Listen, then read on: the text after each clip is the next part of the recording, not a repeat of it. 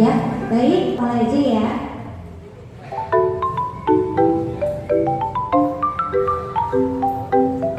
Oke, sebelum kita ke budaya positif, teman-teman sudah tahu belum tentang paradigma baru? Ada yang tahu tentang paradigma baru? Belum. Kita sudah masuk, insya Allah masuk kurikulum merdeka ya. Ini berhubungan dengan kurikulum merdeka, di mana paradigma baru ini yang tadinya kita itu di pembelajaran berorientasi kepada guru. Jadi semua apa yang pembelajaran itu pusatnya pada guru. Ya, guru sebagai sumber ilmu. Anak-anak hanya mendapat transfer. Begitu, anak-anak tidak mempunyai kuasa, jadi hanya mendengarkan guru saja. Sedangkan kalau paradigma baru, coba yang awalnya mungkin tahu kalau paradigma baru menurut teman-teman. Ya, betul. Kalau tadi di paradigma lama murid itu sebagai objek ya, sekarang murid itu sebagai subjek, sebagai pusat pembelajaran. Ya, jadi di pembelajaran paradigma baru, pembelajarannya berorientasi pada penguatan kompetensi. Makanya kita membuat proyek-proyek gitu, dikuatkan dengan P5. Selanjutnya pengembangan karakter seperti kalau di sekolah Amalia itu misalnya penerapan adat. Ya, selanjutnya berpusat kepada peserta didik. Jadi peserta didik itu digali kemampuannya, murid itu juga digali kemampuannya dan mempunyai pengetahuan, bisa jadi pengetahuannya lebih dari kita. Kemudian prinsip pembelajaran berdiferensiasi, yaitu sesuai dengan kebutuhan murid. Biasanya kita menyiapkan itu, kita lihat dari kesiapannya, kesiapan muridnya, kemudian dari minatnya dan gaya belajarnya. Selanjutnya pendidikan itu sifatnya menuntun. Di sini guru itu dalam filosofi Ki Hajar Dewantara, guru itu bersifat menuntun, bukan menuntut. Menuntun ke arah yang lebih baik. Ya, kita diumpamakan sebagai petani.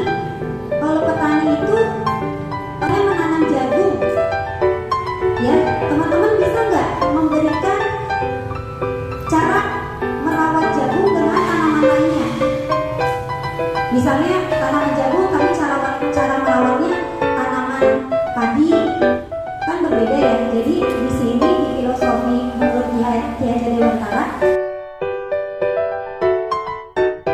itu harus menghargai keragaman anak murid gitu. Selanjutnya kita sebagai pendidik itu sebagai teladan, bukan hanya menyuruh ya, tapi memberikan contohnya dari kita, kemudian anak-anak mengikuti. Jadi kita sebagai teladannya. Selanjutnya tujuannya untuk membentuk atau mewujudkan profil pelajar Pancasila, atau di Amalia itu berkesinambungan dengan 10 muasofat. Ya, di profil pelajar Pancasila yang pertama itu ada 6 elemen atau prinsip. Yang pertama beriman, bertakwa kepada Tuhan Yang Maha Esa dan berakhlak mulia. Yang kedua berkebinekaan global, bergotong royong, kreatif, bernalar kritis, dan mandiri. Oke. Selanjutnya teori kontrol. Jadi di sini sedikit memberikan pengetahuan ya teman-teman. Ada yang namanya teori kontrol. Jadi meluruskan beberapa miskonsepsi tentang kontrol. Ya, pertama ini adalah ilusi guru mengontrol murid. Padahal sebenarnya murid itu tidak bisa dikontrol teman-teman. Ya, murid itu bisa diajak. Tapi misalnya kalau dia nanti jenuh dengan ajakan guru itu, dia bisa melawan gitu. Ada pemberontakan. Sebenarnya murid itu punya kendali. Dia yang memilih. Dia yang memilih mau nggak dikendalikan sama guru. Pertama adalah ilusi guru mengontrol murid. Ternyata ini hanya ilusi ya teman-teman. Murid itu punya kendali sebenarnya. Selanjutnya yang kedua adalah ilusi bahwa semua penguatan positif efektif dan bermanfaat. Ketiga, ilusi bahwa kritik membuat orang merasa bersalah dapat menguatkan karakter. Sebenarnya dengan kritik itu pertama adalah ilusi membuat identitas seseorang itu menjadi gagal. Selanjutnya yang keempat adalah ilusi bahwa orang dewasa memiliki hak untuk memaksa. Sebenarnya ketika orang dewasa itu memaksa, maka akan tumbuh rasa bermusuhan jadinya, merasa dikontrol gitu.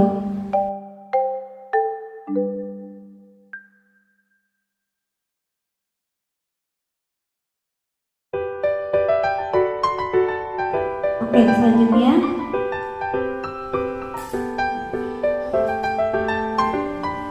mengubah paradigma stimulus respon kepada pendekatan kontrol. Ya, pertama stimulus responnya itu realitas, kebutuhan, menganggap bahwa kebutuhan setiap orang itu sama, padahal di teori kontrol itu kebutuhan kita itu setiap orang itu berbeda. Selanjutnya semua orang melihat hal yang sama, padahal setiap orang itu memiliki gambaran yang berbeda. Selanjutnya di stimulus kontrol kita mencoba mengubah orang agar berpandangan sama dengan kita, padahal kita harus berusaha memahami pandangan orang lain tentang dunia. Kemudian kalau di stimulus respon, perilaku buruk itu sebagai suatu kesalahan, tapi kalau di kontrol, perilaku buruk itu semua perilaku baik itu buruk buruk atau baik pasti memiliki tujuan. Kemudian orang lain bisa mengontrol. Di teori kontrol bahwa setiap orang itu punya kontrol atas dirinya sendiri. Terus selanjutnya kalau di stimulus kontrol terakhir adalah model berpikirnya ada yang menang, ada yang kalah. Sedangkan di teori kontrol model berpikirnya adalah semua menang.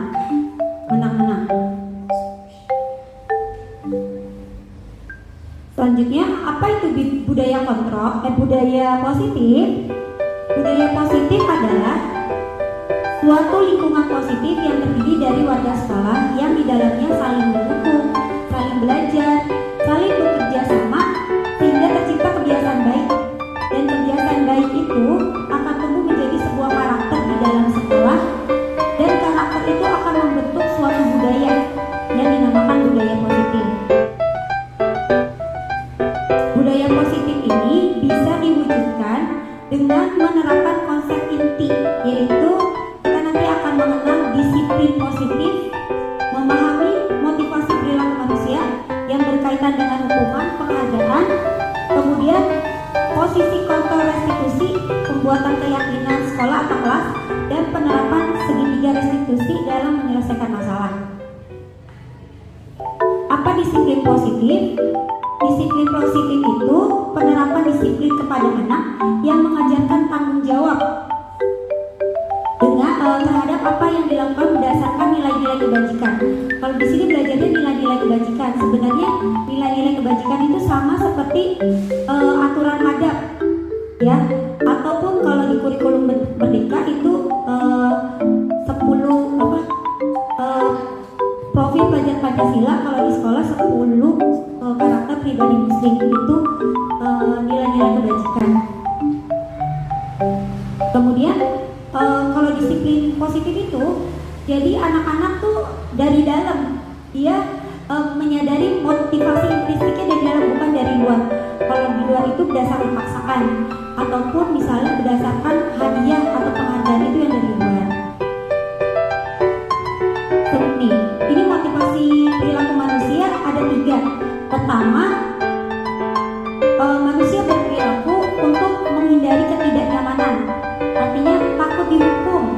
Kemudian yang kedua, untuk mendapat imbalan atau penghargaan atau hadiah dari orang lain. Dan yang ketiga adalah ini dari dalam diri yang terakhir, untuk menjadi orang yang mereka inginkan dan menghargai diri sendiri dengan nilai-nilai yang mereka percayai.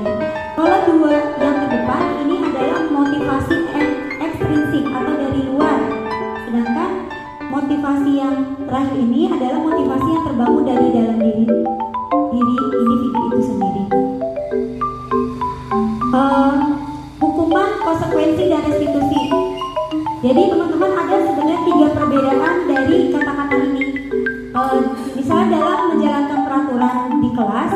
itu kalau ada seseorang atau ada murid yang melakukan pelanggaran, pasti dia akan diberikan hukuman konsekuensi. Dan kalau belajar di budaya positif, ada namanya restitusi. Yang diberikan adalah restitusi. Apa bedanya? Kalau hukuman itu membuat seseorang itu menjadi gagal, kemudian bisa menyakitkan diri murid, tersakiti muridnya karena hukuman. Selanjutnya, kalau yang menjadi korban karena yang tersangka itu dihukum, berarti korbannya mendapatkan keadilan. Terus murid itu akan membenci peraturan akhirnya dan bersifat negatif, misalnya dengan kata-kata awas ya kalau kamu melakukan itu lagi. Selanjutnya, konsepnya memaksa. Akhirnya murid belajar untuk menyembunyikan kesalahan. Biasanya hukuman itu dibuat oleh atasannya, misalnya gurunya gitu. Ya. Selanjutnya, kalau konsekuensi ini membuat identitas sukses, menjadikan anak-anak disiplin. Ya. Sesuatu itu, konsekuensi itu harus terjadi. Ya, menyebabkan tidak nyaman tapi dalam jangka waktu yang pendek. Korban itu biasanya diabaikan. Ya, kemudian selanjutnya murid akan menghormati dan taat peraturan, bersifat netral. Tadi stimulus respon, dia mendorong kepatuhan, kemudian mengontrol anak dengan penguatan positif. Konsekuensi itu biasanya dibuat oleh guru dan murid. Kalau tadi hukuman dibuat dari mana teman-teman? Hanya dari guru ya. Dari satu sisi, kalau yang ini dibuat dari konsekuensi itu guru dan murid. Kemudian karena konsekuensi itu diberikan, makanya anaknya akan kehilangan waktu karena ditahan dulu. Misalnya dia tidak belajar, berarti jam istirahatnya dipakai untuk menjalankan konsekuensi itu, jadi ditahan. Selanjutnya, restitusi. Yang tadi kan ada 3 ya, pemberian kalau ada seseorang melanggar. Kalau dalam budaya positif ini dikenal dengan restitusi. Identitasnya sukses, disiplin, merupakan pilihan untuk menguatkan murid dalam jangka waktu panjang. Korbannya mendapat ganti. Nanti gantinya apa nanti akan diterangkan lebih jelas lagi. Kemudian masalahnya terpecahkan. Murid belajar bertanggung jawab. Murid akan menghormati dirinya dan orang lain, bersifat positif. Kemudian anak yang punya kendali. Kalau dia punya salah, dia punya kendali untuk memecahkan masalah tersebut. Kemudian kalau restitusi ini dibuat oleh murid, jadi berdasarkan kesepakatan. Murid maunya gimana? Dengan bimbingan oleh guru. Oke. Selanjutnya, ada yang mau ditanyakan? Oke. Selanjutnya, dihukum oleh penghargaan. Jadi kalau menurut Al-Fikon ya, mengemukakan bahwa penghargaan maupun hukuman adalah cara-cara mengontrol perilaku seseorang yang menghancurkan potensi untuk pembelajaran yang sesungguhnya. Dia berpengaruh bisa jangka panjang, jangka pendek. Penghargaan jadi tidak jadi efektif lagi. Kemudian bisa merusak hubungan. Dengan pemberian penghargaan bisa merusak hubungan. Misalnya murid kita dikasih penghargaan, ada temennya pasti berperasaan dia bagus ya, jadi padahal memang bagus, tapi ini salah satu bisa merusak hubungan. Kemudian penghargaan bisa mematikan kreativitas, menurunkan kualitas. Penghargaan menghukum, kemudian penghargaan mengurangi kecepatan. Kalau penghargaan menghukum, misalnya temannya dapat hadiah, temannya dapat penghargaan, terus seseorang ini misalnya murid kita, dia sudah baik, sudah bagus, tapi karena terkalahkan misalnya ranking ya, dia merasa ya aku lebih buruk dari dia nih, merasa dihukum gitu karena tidak mendapatkan hasil itu. Selanjutnya, keyakinan kelas. Teman-teman sudah membuat adab-adab di kelas di awal pembelajaran ya? Ya, kalau dalam kurikulum Merdeka itu disebutnya keyakinan kelas, tapi prinsipnya sama. Jadi keyakinan kelas itu adalah nilai-nilai kebajikan. Biasanya kita kan dari 10 pribadi muslim ya, misalnya ada sholat, ada makan, ada dengan teman itu. Kemudian ini tugasnya sebagai memotivasi memotivasi seseorang untuk bergerak bersemangat. Kemudian biasanya menggunakan kata-kata positif. Untuk prosedur pembentukannya kita sudah melakukan ini. Biasanya kan kita anak-anak dibagi menjadi kelompok. Kemudian setiap kelompok itu diberikan curah pendapat. Jadi mereka menulis di kertas ya, dan misalnya tentang adab sholat, itu yang mereka sepakati. Kalau bisa kata-katanya itu jangan dengan menggunakan kata jangan, tidak boleh, tidak, tapi menggunakan kata-kata yang positif. Jadi kalau misalnya pembuatan itu kita nanti telah lagi nih teman-teman, dari adab yang ini teman-teman sudah ada nggak kata-kata yang negatif, nanti tidak lagi gitu. Terus susunan keyakinan kelas ini menjadi ini untuk negatif dan positif. Kemudian ditinjau lagi kira-kira setelah anak-anak di kelas sudah membuat keyakinan kelas, guru itu anak-anak presentasi, kemudian curah pendapat kira-kira ada yang kurang nggak atau belum cocok nggak gitu biasanya ya. Ini sudah kita lakukan. Selanjutnya tinjau ulang keyakinan kelas kembali. Setelah itu, setelah keyakinan sekolah dibuat, kalau di sini biar semua sepakat, itu misalnya adabnya di bawahnya dikasih tanda tangan gitu, kayak kesepakatan ini, kesepakatan kita.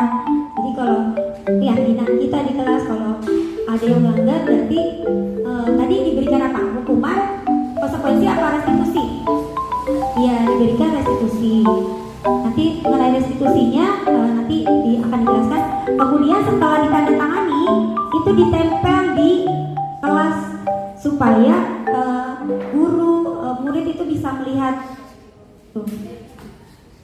Selanjutnya ya. Jadi tadi kan di awal setiap perilaku itu adalah suatu perilaku seorang untuk memenuhi kebutuhannya, ya. Jadi untuk memenuhi kebutuhan dasarnya. Ketika seorang murid melakukan perilaku yang bertentangan dengan nilai-nilai kebajikan atau melanggar peraturan, sebenarnya murid tersebut gagal untuk memenuhi kebutuhannya. Ya, jadi murid tersebut melakukan hal yang tidak baik karena gagal memenuhi kebutuhan dasarnya. Oke, 5 kebutuhan dasar. Pertama adalah penguasaan. Jadi pertama adalah ini bertahan hidup. Menurut teman-teman bertahan hidup apa contohnya? Iya betul, makan. Terus yang minum, ya sandang pangan gitu. Itu yang bertahan hidup. Selanjutnya yang kedua adalah kasih sayang dan rasa diterima. Jadi ini adalah rasa diterima dalam kelompok, ya, dalam pertemanan biasanya. Selanjutnya adalah kebebasan. Kebebasan seseorang selalu untuk berpendapat, itu termasuk.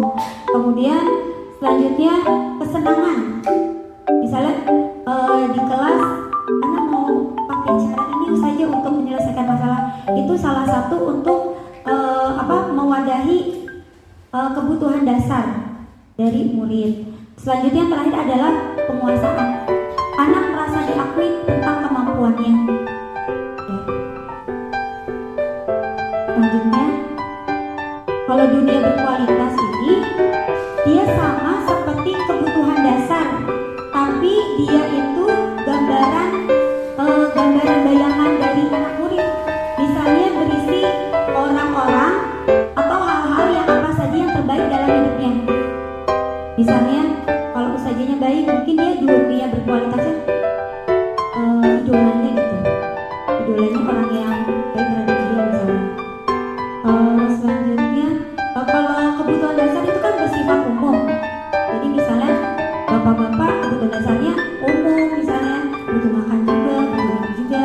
Tapi kalau dunia berkualitas itu setiap orang gambarannya itu beda. Ya, misalnya menurut Ana dunia berkualitas Ana adalah ibu Ana misalnya, karena ibu Ana ada misalnya ada ininya, ada alasannya. Sedangkan misalnya menurut Bu Jamila, bayangan Bu Jamila dunia berkualitas Bu Jamila itu lain misalnya. Unik karena dimana setiap orang itu unik dan personal. Selanjutnya posisi ini 5 posisi kontrol. Sebenarnya guru-guru pendidik itu mempunyai 5 posisi kontrol. Ya, coba teman-teman dari sini kira-kira kita di posisi kontrol yang mana?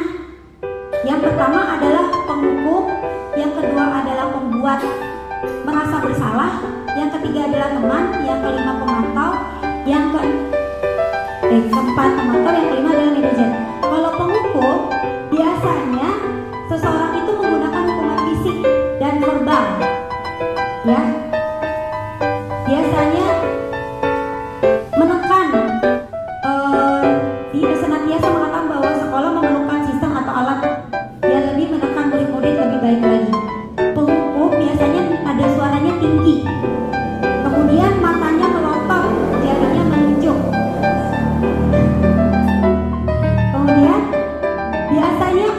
Kemudian hasil yang didapatkan dari seorang pendidik yang mengambil posisi penghukum itu biasanya anaknya akan marah, mungkin mendendam, dia akan bersifat agresif, atau misalnya sudah dikasih hukuman, anak tersebut akan kembali tapi dia menyorot-nyorot dulu, kesel.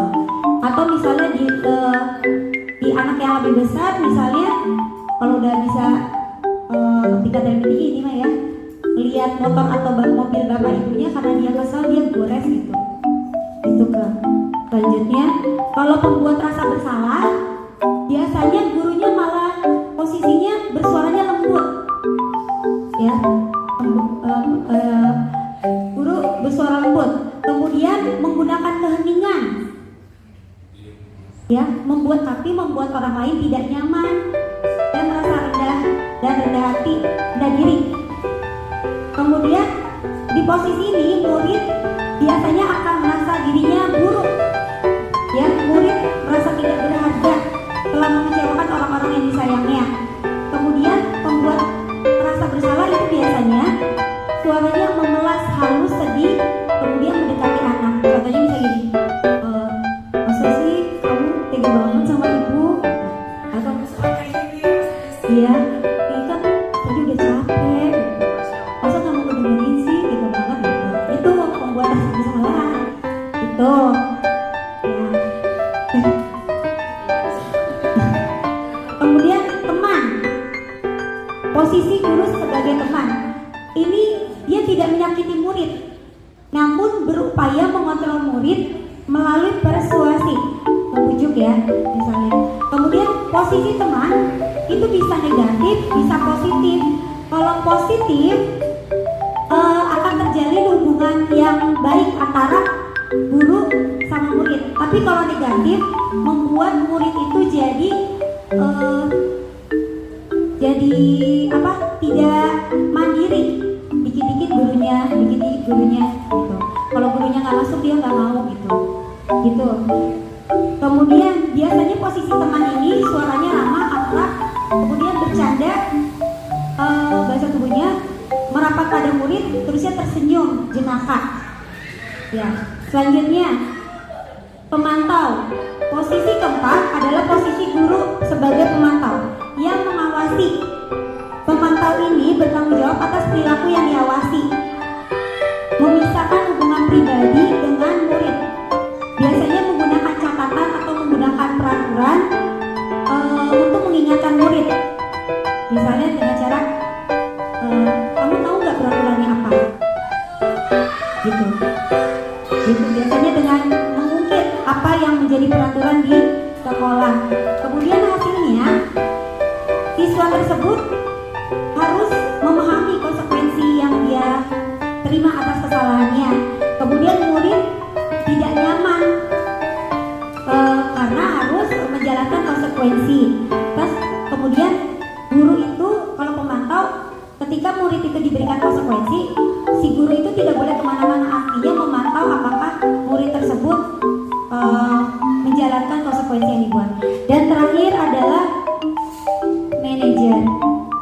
Ya, manajer ini posisi guru yaitu bersama-sama dengan murid, mempersilahkan murid bertanggung jawab, kemudian mendukung murid murid agar dapat menemukan solusi atas permasalahan sendiri dengan bimbingan guru. Manajer bersuaranya tulus, bahasanya tidak kaku mendekat pada murid.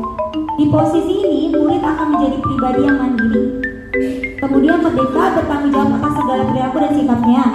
Untuk itu, untuk menjadikan kita posisi sebagai posisi manajer, ketika menyelesaikan masalah, menggunakan restitusi untuk menjadikan murid itu sebagai manajer juga. Oke. Tadi kan diungkit terus ya, apa sih restitusi gitu. Restitusi ini sebuah pendekatan yang menciptakan disiplin positif. Murid dapat menjadi pribadi mandiri, merdeka, bertanggung jawab atas segala satu sikapnya, dan akhirnya menciptakan lingkungan yang positif dan membudaya menjadi positif, budaya positif. Kemudian cara segitiga restitusi ini untuk menyelesaikan masalah. Jika misalnya teman-teman menemukan suatu masalah, menggunakan segitiga restitusi. Kalau segitiga itu ada berapa sisi? 3. Jadi setiap sisinya itu ada artinya. Yang pertama adalah menstabilkan identitas, ya. Yang kedua, setelah guru melakukan stabilitas identitas kepada yang membuat pelanggaran, kemudian kedua adalah memvalidasi tindakan yang salah, dan terakhir adalah menanyakan keyakinan. Apa sih menstabilkan identitas? Kan kalau orang buat salah, pasti dia akan merasa gagal. Ya, betul? Ih, aku salah gitu. Dengan menstabilkan identitas, guru nih segitiga restitusi, si anak itu dari identitas yang gagal menjadi identitas yang sukses. Dengan pertanyaan gini, ini gak apa-apa kok kamu buat kesalahan. Ustazah juga pernah melakukan kesalahan. Artinya menstabilkan keadaan dulu, yang tadinya dia murung atau dia marah, dibujuk dulu lah istilah gitu. Ya, biasanya tidak ada nih, katanya tidak ada manusia yang sempurna. Saya juga pernah melakukan kesalahan, biasanya gini. Kemudian ibu atau bapak tidak tertarik mencari yang salah, tapi ibu ingin mencari solusi dari permasalahan. Kemudian biasanya dengan kata-kata itu, anak itu yang tadinya sulit, dia yang tadinya tidak sulit untuk dipegang gitu, dengan kitanya melembutkan atau menstabilkan keadaan dia dulu, dia akan menghindarkan untuk membangkang. Artinya menerima dulu, dengerin dulu, gurunya mau apa gitu. Selanjutnya yang kedua adalah validasi tindakan yang salah. Biasanya kata-kata dari validasi tindakan yang salah gini, setelah distabilkan langsung ini padahal kamu bisa melakukannya lebih buruk dari itu, alhamdulillah kamu tidak melakukan itu misalnya. Kemudian kamu mencari alasan, kamu pasti punya alasan, karena setiap perbuatan itu baik atau buruk pasti untuk memenuhi kebutuhan. Dan kalau dia buruk, pasti anak tersebut gagal memenuhi kebutuhannya. Jadi kita tahu dari sini. Kemudian udah, selanjutnya yang terakhir adalah menanyakan keyakinan. Ya, tadi kan kita sudah buat keyakinan kelas. Jadi setelah pertama distabilkan, kemudian dicari tahu alasannya, yang ketiga adalah menanyakan keyakinan. Jadi sini apa yang kita percayai sebagai keyakinan kelas. Jadi keyakinan kelas yang ditempel di kelas itu akan menjadi landasan, ya, akan menjadi landasan untuk kalau ada yang melakukan kesalahan. Terus apa sih yang nilai-nilai umum yang telah kita sepakati? Kemudian apa bayangan kita tentang kelas yang ideal? Selanjutnya, kemudian menurut kamu apa yang kamu bisa lakukan untuk memperbaiki ini? Jadi ketika ada anak yang buat salah, bukan solusinya dari kita, kamu istighfar gitu misalnya, bukan, tapi dia mengungkapkan sendiri kira-kira untuk memperbaiki kesalahannya dia harus lakukan apa. Itu manfaat dari segitiga restitusi, membuat anak-anak itu bertanggung jawab, mandiri. Kemudian selanjutnya Setelah ini teman-teman, mohon waktunya, saya akan bagi teman-teman menjadi 4 kelompok. Insya Allah kelompoknya akan berbaur karena Iwannya sedikit ya. Mungkin nanti Iwan juga akan dapat ide-ide gitu biar nggak buntu-buntu banget kalau Iwan satu kelompok. Jadi dibaurkan, gitu ya, 4 kelompok. Kemudian teman-teman dengan cara berhitung 1 sampai 4 gitu. Oke, dimulai dari sekarang ya. Dari Iwan aja ya. Oke, Iwan silakan berhitung. 1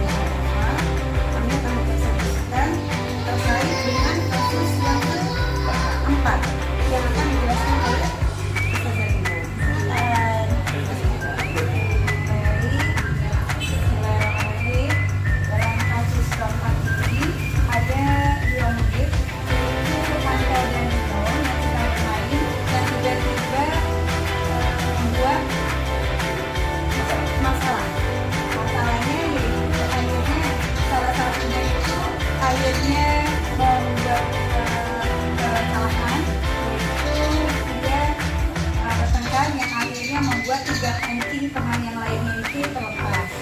Kemudian dalam kasus ini ada 3 yang dipertanyakan dalam kasus tersebut. Pertama, posisi kontrol apa yang telah dilakukan oleh kepala sekolah dan siswi. Kemudian hal apa saja yang dilakukan sehingga kami sebagai kelompok 4 itu mempunyai kesimpulan tersebut. Kedua adalah kasus tersebut bagaimana Dino dikuatkan dan bagaimana Anto dikuatkan dalam hal ini. Kemudian kasus ketiga itu kira-kira nilai kebajikan apa yang di sekolah kita yang kita tuju dalam kasus tersebut. Dari jawaban yang kasus pertama adalah bahwa posisi kontrol yang terjadi dalam hal ini kita memberikan solusi dalam posisi kontrol manager. Terlihat Ibu Suti menanyakan tentang keyakinan sekolah yang telah disepakati kepada yang membuat masalah. Kemudian Ibu Suti juga mempersilahkan Dino untuk bertanggung jawab atas kesalahannya. Ketiga, Ibu Suti mengajak untuk menganalisis kebutuhan Anto, yaitu menjahit kembali 3 kancing bajunya yang lepas. Yang keempat, Bu Suti memberikan tanggung jawab untuk memperbaiki Dino untuk memperbaiki kesalahannya dengan memberikan pengalaman belajar, yaitu menjahit. Kemudian yang kedua, dari pertanyaan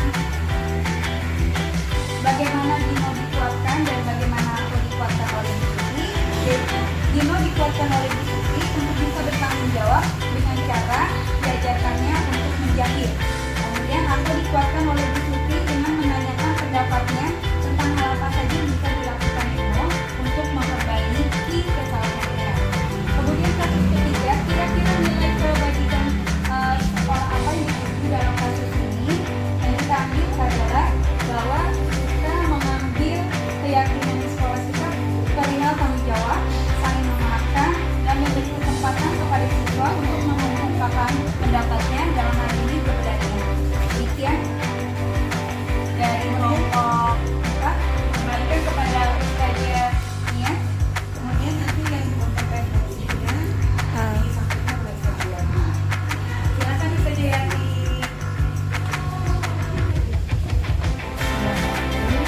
Untuk refleksi materi ini, yang pertama kan ditanyakan apa sih hal apa yang menarik dari materi ini. Pertama adalah berbagi ilmu. Nah, di sini mungkin akan menambah wawasan pada guru-guru di sini. Kemudian yang kedua, itu pertanyaannya hal-hal apa yang baru di dalam materi yang disampaikan oleh Ustazah Alfa tadi. Itu ada hal-hal yang baru. Yang pertama adalah mengetahui istilah-istilah pendidikan dalam hal perilaku siswa. Atau juga tadi ada tentang restitusi. Nah, itu. Kemudian yang ketiga, itu apa sih tindak lanjutnya yang akan kita lakukan adalah memperbaiki dan menerapkan dan memperbaiki pola pikir terkait budaya positif. Mungkin itu yang bisa disampaikan oleh Pak.